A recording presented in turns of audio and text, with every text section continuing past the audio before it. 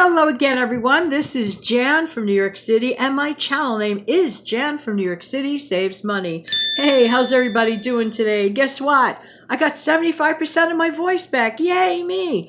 I really missed my voice. You know, you do not know how much you miss something until you don't have it. That is for sure and for true. Hoping that this video finds everybody doing well. You know, we're picking up today. Steve Young is here. He's on the phone.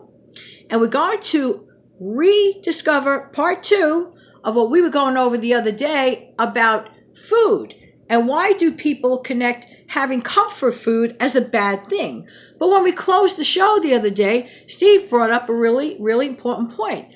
That you can make a really fabulous dinner or two for $20. For 2020, that's a great thing. And especially if you live in pricey areas like New York City or other locations throughout this country. We're going to talk about that in a minute. I'm just waiting now for Steve to call, and I'll be right back.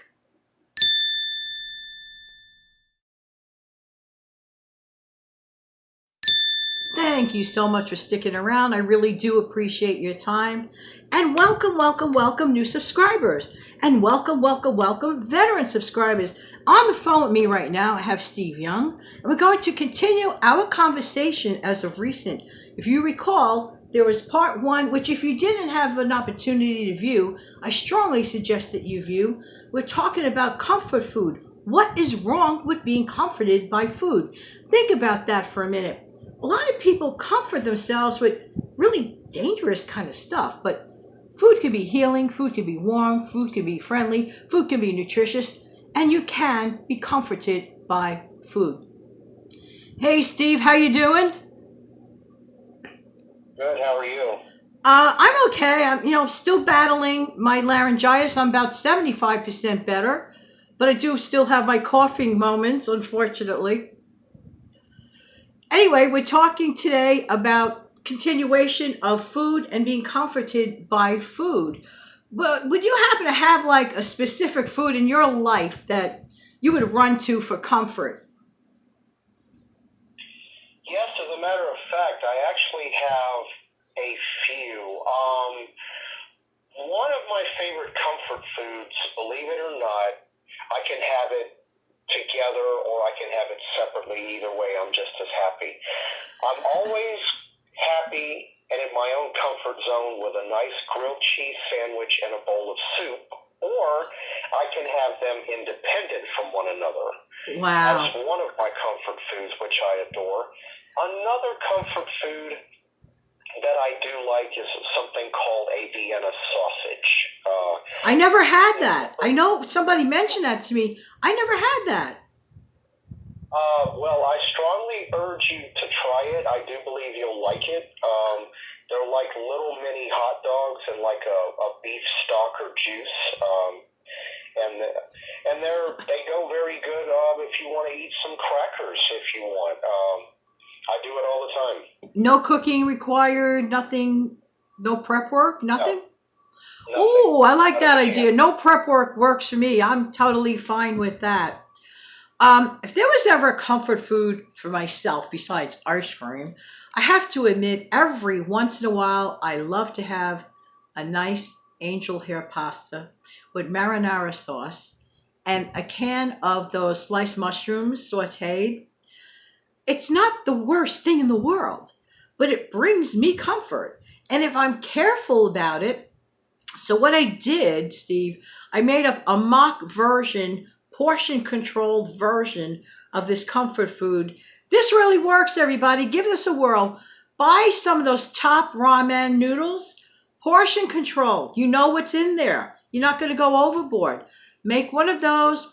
Put in a can of light marinara sauce. Doctor up the seasoning the way you like it. I also enjoy, the mushrooms on top of it. And within a matter of minutes, I have a mock version of angel hair pasta. The difference is I have portion control because I know precisely the calorie count. So what I'm trying to say is basically you could have your cake and eat it too, if you will, if you are careful about it.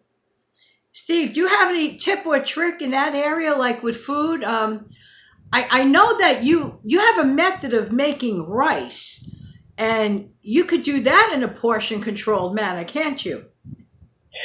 Yes, you can. My rice method is kindergarten level simplicity. Kindergarten level? No.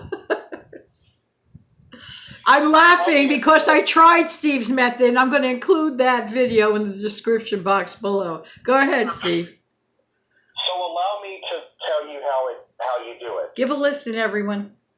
What you do, if it's just one person, I would recommend 1/2 cup of rice.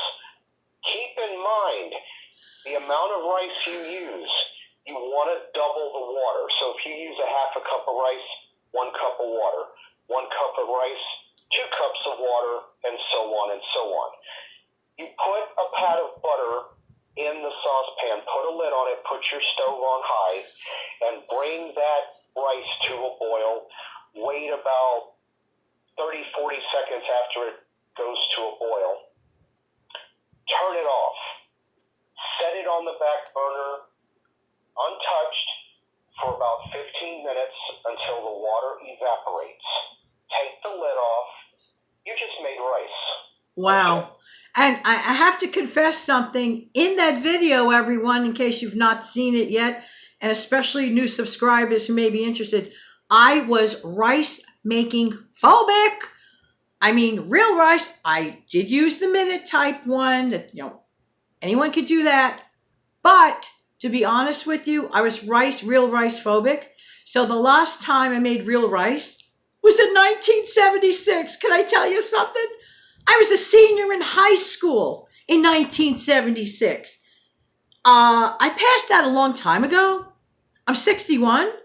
I was my opposite numbers. I was about 16, 17. Hello. No.